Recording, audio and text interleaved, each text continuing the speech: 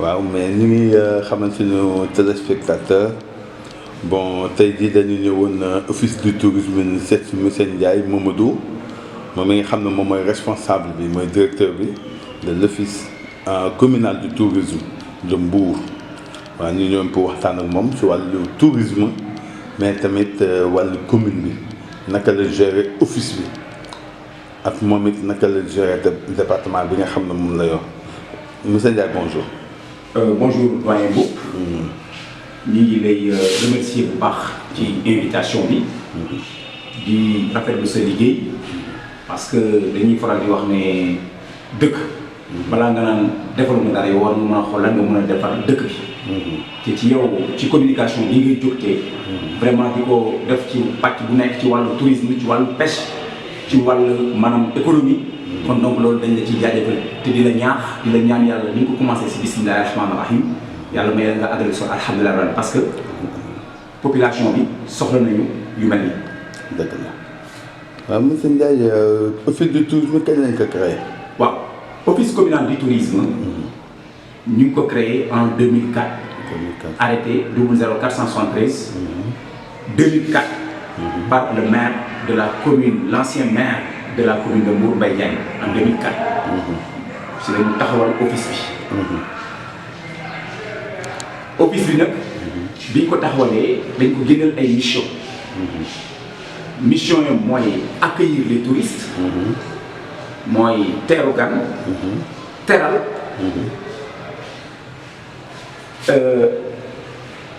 Informer les touristes. ci wàllum maanaam lépp lu ñu soxla comme information ci wàllu Mbour gi ñu nekk. ci wàllu département bi ak ci wàllu Sénégal. parce que tubaab bi bu ñëwee rek dafay soxla information. ci fànn bu nekk. tey office bi day taxaw lépp lu mu mën def ko ci kéem tolluwaay kàttanam ba tubaab bi mën a am satisfaction totale. ñi ngi tamit promouvoir le tourisme. mooy naka la ñuy def ba jaay Mbour gi ñu nekk d'abord. jaay département bi jaay Sénégal.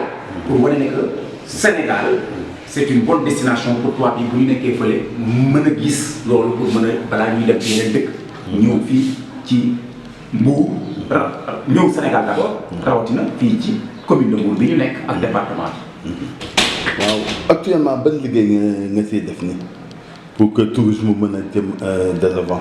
waaw xam nga loolu dafa am solo trop. parce que li ñuy def mooy dañu am site bi nga xam ne c'est un site de l'office communal du tourisme.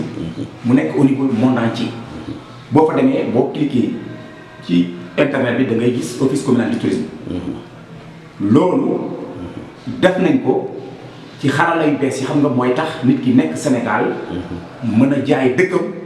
te du bouger. tubaab bi mën ko gis. mën la wax ne kat bëggoon naa ñëw Sénégal te bëgg naa ñëw Mbour. léegi da nga may informer lan moo fa am. bu la waxee loolu nag yow si nga koy mën a wax ne fii dañu am ay sites d'abord ñoom dañu am ay guides qu'on appelle des guides locaux. guides yooyu. dañ leen di former. dañ leen di tàggat. teg benn règlement intérieur bi ñuy wax code de conduite boo xam ne 10 articles la. pour lan ndax tubaab bu ñëwee. dañuy faral di wax la satisfaction nos touristes nos résidents. constitue un passeport pour l'international maanaam tubaab bu ñëwee bu amee satisfaction totale rek. day doon passeport bi nga xam ne ni ñeneen ñi dañuy mën a ñëw. ñoom da ngay dégg ñu wax la. nous repartons. mais nous reviendrons et nous dinañu fexe tamit ñeneen ñëw. xam nga loolu dafa am solo. am na solo. donc bu loolu weesoo également ñu am ay sites à visiter. maanaam sites yi nga xam ne nii ci biir commune bi d'abord. loo xam ne ni tubaab bi lañ ko soxla. parce que ku wax Mbour rek tubaab bi da lay wax carrément ne way gis naa la ci guide routier bi parce que wax naa léegi xarala yu bees yi ba ma la waxee site bi ba pare wax naa la ma ñëw ci guide routier. ndax tubaab buy ñëw Sénégal am nga lu ñuy wax guide routier benn livre bu ndaw la. dañ ci gis office communal du tourisme dañ ci gis numéro téléphone coordonnées yi nga xam ne ak email bi nga xam ne mooy tax nga mën a jokkoo ak ñoom. pour nekk en toute sécurité. rawatina également lu ñuy wax petit futé boo demee ci net bi boo cliquer petit futé. loolu dañuy décerner chaque fois mention spéciale parce que chaque fois ñu yónnee fi seen ndaw mu ñëw année bu jot ñu renouveler ñu ne office bi yéen au niveau mondial recommandé nañu les touristes ñu fiy ñëw. xam nga tubaab noonu lay liggéeyee. léegi nag ñun ci loolu dañ ciy xar suñu tànk bay nekk ci terrain bi ba nga xam ne nii chaque année ñoom bu ñuy def seen bilan rek ñu ne office communal du tourisme bokk nga ci 5 premiers yi nga xam ne nii conseil nañu tubaab bu mu ñu mën nañ conseil pour mu ñëw ci yéen. kon donc ñun loolu la ñuy def tàggat guide yi fexe ñoom ñu am une comment dirais-je une tête bien faite et bien pleine. pour que tubaab bi bu ñëwee bañ leen a xeeb parce que tubaab bi bu ñëwee guide bi dafa am solo parce que mooy ki tubaab bi njëkk a gis.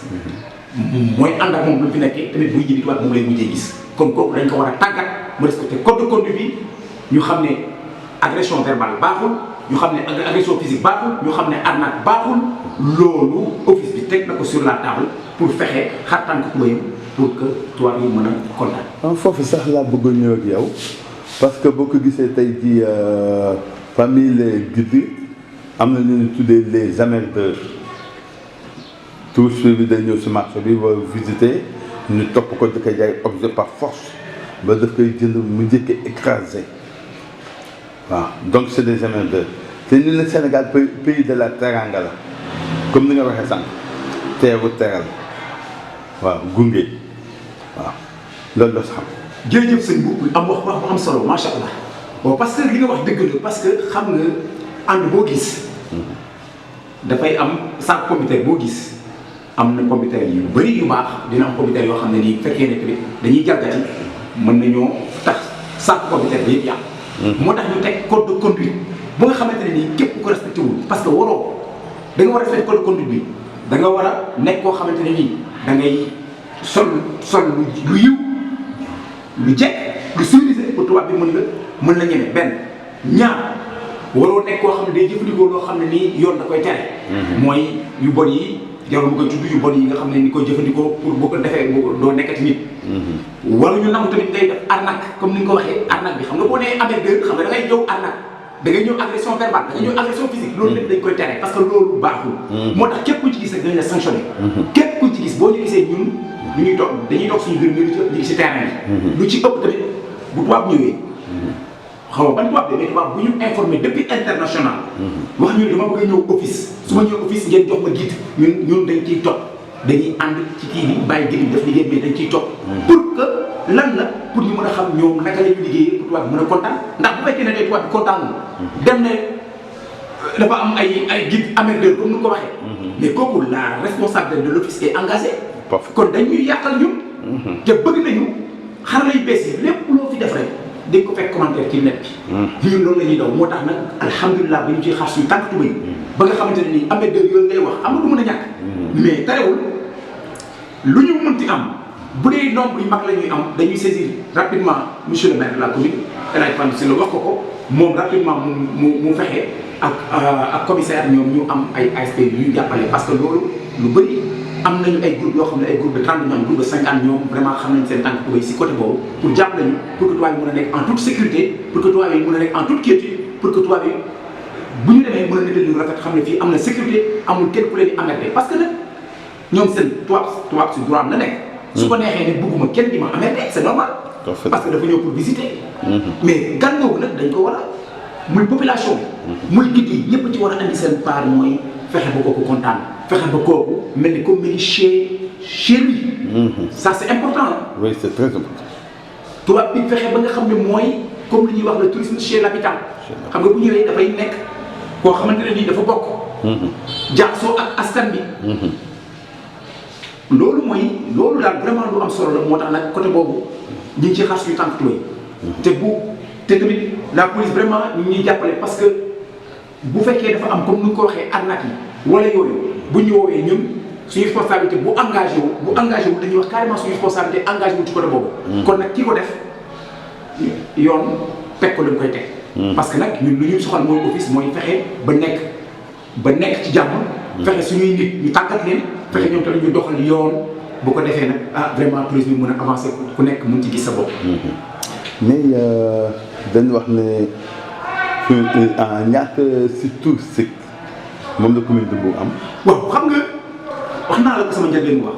tubaab bi su ñëwee rek dafa am lu ko tax ñu andi fii parce que dañ la koy wax bien avant ñuy ñëw dañ la naan tey dinañu ñëw Sénégal mais bu ñu ñëwee Mbour ñu ngi dal par exemple Saly mais bëgg nañu def arrivée des pêcheurs.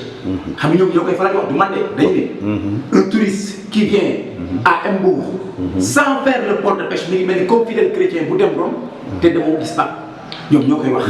mais kon donc arrivée des pêcheurs dafa am solo. parce que boo xoolee port bi mu nekk deuxième port mu nekk port bu am solo. nga gis port bi ñu diviser ko en 3 parties. mu am le chantier naval nga xam ne foofu la ñuy defaree pirogue yi. tubaab bi ñoo gis bu ñu koy defaree seen kanam nga demaat tuuti gis boo xamante ne ni ñu fay toog mooy gaalu filature yi gaalu mbaal yi. nga gis gaal topp yi ñu wan leen mbaal mi nii expliqué. nga jóge noonu encore dem fi nga xam ne ni mooy gaalu marée yi. ñi nga xam ne ñooy def di def une semaine wala 15 jours tubaab bi xam loolu jël photo mu gis kees yi ñu xam ne kees yooyu dañ ciy dugal comment par exemple dañuy yóbbaale glace di ko glacé. nga demaat tuuti gis foo xam ne nii fa la ñuy nappee fa la ñuy andi gaalu yéeg yi ak requin marteau yi ak yooyu ak maanaam géej yeeg yooyu yëpp. nga xuus noonu jóge fa dem l'ancien ponton mooy fu bois bi nekk nga xam ne boobu ak dañ fa doon accosté bateau yi pendant la colonisation bi ñuy transporté ay graines d'arachide. kooku l'ancien ponton c'est vrai moom lu yàgg la. loolu dafay baax tubaab yi xam ko. nga jóge noonu encore dem exposition des handicapés. handicapés mooy lan handicapés pêcheurs mooy ñi nga xam ne nii. dañu doon dem géej gi daan seen doole ba yàlla def mënatuñu dem wala ñu amee ci handicap ñu ket ut seen soxna ñu teg fa ay table yoo xam ne dañuy jaay li jóge ci géej gi ay caq yi caq yeeg. requin yi bopp requin yi yooyu xam nga moom la ñuy wax exposition des handicapés bu ñu demee waxtaan ak ñoom ñu dafa leen commentaire jël ay photo kooku am na solo boo jógee noonu nag. yaa ngi dirigé wu ci biir marché. parce que dañu ne le marché central de Mbour ressemble à une caverne d'Ali Baba. boo fa duggee rek nga wan leen suuf yi wan cantine yi nu mu demee waaw gis jaaykatu légumes yi à part. gis jaaykatu jën tamit à part. loolu yëpp dafa am solo daal nga gis richesse bu nekk foofu. nga gis téye à côté mais loolu dafa leen di jaaxal daal dafay am solo. ñoom tamit dañ fay jël ay souvenirs. faire travailler les tailleurs, faire travailler les artisans, faire travailler les vendeuses de légumes ak yooyu. moo tax ñu ne le tourisme étant un secteur transversal tout le monde est concerné loolu am na solo bu ñu jógee foofu nag ñu jaar booru préfecture war leen ne fii mooy préfecture de Mbour. fii la ancien gouverneur dëkkoon de l'AOF ñu war leen ko.